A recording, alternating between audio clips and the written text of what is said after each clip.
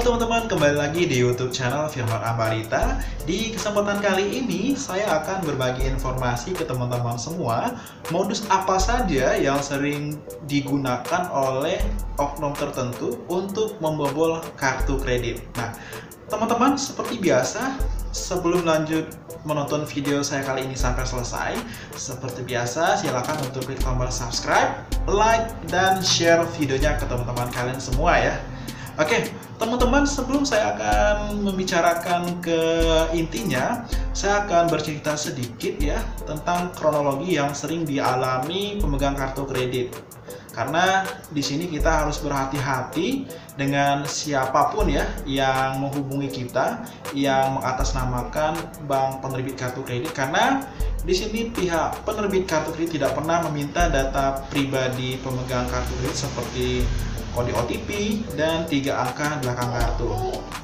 Nah, teman-teman, kronologinya seperti ini. Biasanya pemegang kartu kredit tanpa disadari akan menerima SMS OTP.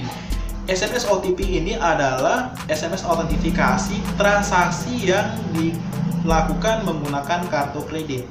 Jika ada aktivitas transaksi menggunakan kartu kredit, biasanya jika kartu kreditnya sudah terverifikasi by Visa ataupun Mastercard, akan ada pengiriman kode OTP atau one time password, istilahnya seperti itu ya, yang dikirimkan melalui SMS ke pemegang kartu kreditnya. Nah, biasanya jika transaksi yang menggunakan OTP, pihak pembobol ataupun pelaku pembobol kartu kredit ini tidak bisa langsung menggunakan kartunya, karena mereka harus mengimpun 6 digit angka yang dikirimkan melalui SMS ke pemegang kartunya. Nah, disinilah biasanya pembobol akan menghubungi pemegang kartu kredit, yang mana mereka menghubungi seolah-olah sebagai pihak bank yang menerbitkan kartu kreditnya. Seperti itu. Nah, biasanya mereka akan menelpon dan berpura-pura ya ingin membatalkan transaksi atau menginformasikan ada percobaan transaksi di kartu kreditnya, begitu. Biasanya juga mereka akan mengkonfirmasi apakah bapak ataupun ibu sebelumnya ada transaksi di sini, dan jika pemegang kartu menginformasikan tidak pernah, maka biasanya oknum pembobol berpura-pura ingin membantu membatalkan transaksi tersebut, yang mana syaratnya pemegang kartu harus menginformasikan 6 digit angka yang dikirimkan melalui SMS tadi. Nah, kalau misalkan pemegang kartu di sini tidak sadar atau terpedaya oleh bujuk rayu pembobol kartu kreditnya, dan SMS ataupun kodenya tersebut sampai diinformasikan ke pihak pelaku, otomatis transaksi tersebut akan dijalankan oleh sistem kartu kredit. Seperti itu ya. Otomatis transaksi akan berhasil. Begitu. Kalau misalkan pemegang kartu kreditnya di sini sudah mengetahui dengan sadar bahwa ini ada percobaan transaksi yang tidak biasa atau tidak pernah ia lakukan, tentu saja dia tidak akan menginformasikan data pribadinya tersebut ke siapapun, begitu ya. Oke, di sini teman-teman perlu catat bahwa pihak bank ataupun penerbit kartu kredit itu tidak pernah meminta ya data pribadi seperti kode OTP dan 3 angka belakang kartu. Seperti itu teman-teman ya. Jadi kurang lebih ceritanya seperti itu, hal yang sering terjadi oleh pemegang kartu kredit, begitu ya. Di sini akan saya jelaskan modus yang sering kali dilakukan oleh oknum pembobol kartu kredit ke pemegang kartu kredit ya. Yang pertama, biasanya kalau mereka sudah mengetahui data kartu kredit teman-teman atau pemegang kartu kredit, mereka biasanya akan mencoba transaksi di merchant tertentu atau biasanya mereka transaksi online. Nah, jika data kartu kredit tersebut sudah bisa masuk, biasanya akan ada pengiriman SMS OTP ke pemegang kartunya, seperti itu ya. Dan jika pihak pelaku sudah mengetahui nomor handphone, biasanya mereka akan menghubungi dan berpura-pura sebagai pihak bank yang ingin membantu membatalkan transaksi teman-teman. Nah, syaratnya untuk membatalkan transaksi tersebut biasanya mereka akan meminta kode tersebut.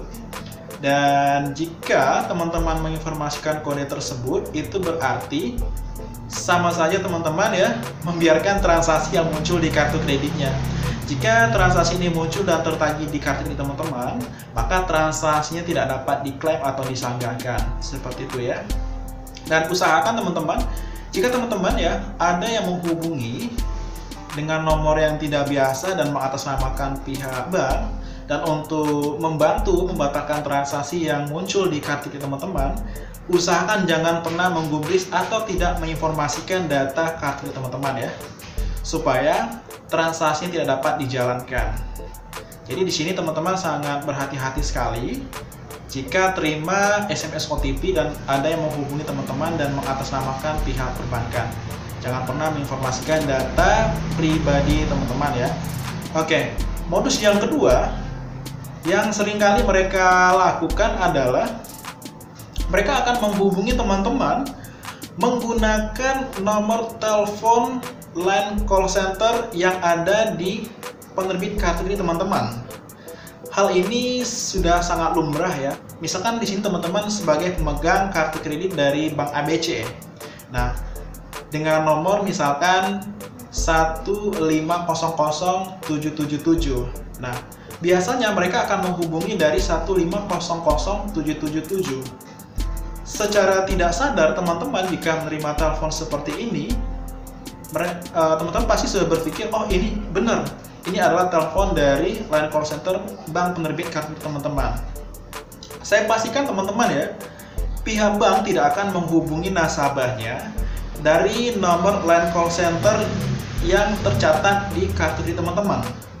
Biasanya mereka akan menghubungi dengan nomor lain, dan juga mereka tidak akan meminta data pribadi teman-teman ataupun data kartu kredit teman-teman, karena pihak bank tidak akan meminta data tersebut. Jika ada pihak lain yang menghubungi teman-teman dengan nomor yang tertera seperti yang ada di line call center penerbit kartu kredit teman-teman, jangan pernah menginformasikan data tersebut ya, karena pihak bank tidak akan meminta data tersebut. Dan jika teman-teman terperdaya oleh pihak penelpon atau pelaku tersebut dan sampai menginformasikan data pribadi seperti 3 angka belakang kartu, kemudian SMS OTP, ini berarti teman-teman ya sudah terkena tipu daya pihak pembawa kartu kreditnya. Secara otomatis ya, transaksi yang dijalankan di kartu kreditnya akan berhasil, kurang lebih seperti itu teman-teman ya. Dan transaksi nanti akan menjadi tanggungan dari teman-teman sendiri. Kalau nominalnya 100.000 atau 200.000 mungkin it's okay teman-teman ya. Kalau transaksi sudah di atas 10 juta, mungkin sudah di atas ratusan juta, ya saya kira ini sangat merugikan sekali. Jadi di sini teman-teman, modus yang kedua ini biasanya nasabah seringkali terperdaya oleh pelaku karena yang menelpon menggunakan nomor line call center sesuai yang ada di penerbit kartu kredit teman-teman. Oke teman-teman, biasanya modus-modus seperti inilah yang seringkali dilakukan oleh pelaku pembawa kartu kredit sehingga membuat pemegang kartu kreditnya terperdaya oleh bujuk rayu mereka. Secara otomatis jika korbannya sudah menginformasikan data kartu kreditnya, ini akan sangat berbahaya sekali karena bisa digunakan untuk transaksi lainnya seperti itu ya. Karena di sini perlu kita ketahui bahwa ada beberapa merchant online yang tidak menggunakan kode OTP. Jadi kalau misalkan teman-teman bertransaksi dengan kartu kredit, itu ada yang tidak harus menggunakan kode OTP. Jadi sangat berhati-hati sekali teman-teman ya, jika data kartu kredit teman-teman sudah diketahui oleh pihak ketiga. Saya sarankan, jika data kartu teman-teman sudah diketahui oleh pihak ketiga, segera hubungi call center untuk diblokir ya, dan minta dicetakkan kartu baru untuk menghindari hal-hal yang tidak diinginkan seperti pembobol atau hacker. Kurang lebih seperti itu teman-teman ya. Jika teman-teman di sini ragu, silakan teman-teman hubungi penerbit kartu kreditnya ya. Oke teman-teman, dari modus pembobolan kartu kredit yang sudah saya jelaskan tadi ya, mungkin ada contoh lain yang sering teman-teman temui di lapangan. Silakan teman-teman komentar di bawah video ini nanti akan kita diskusikan lebih panjang ya, seperti apa, supaya nanti ini bisa menjadi pembelajaran buat kita semua. Artinya kita di sini harus berhati-hati dalam menggunakan kartu kreditnya ya, supaya nanti tidak disalahgunakan oleh pihak lain.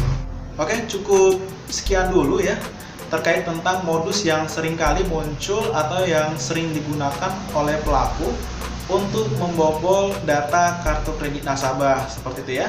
Jika ada pertanyaan lebih lanjut, silakan ya komentar di bawah video ini. Dengan senang hati saya akan membantu menjawab pertanyaan teman-teman semua ya.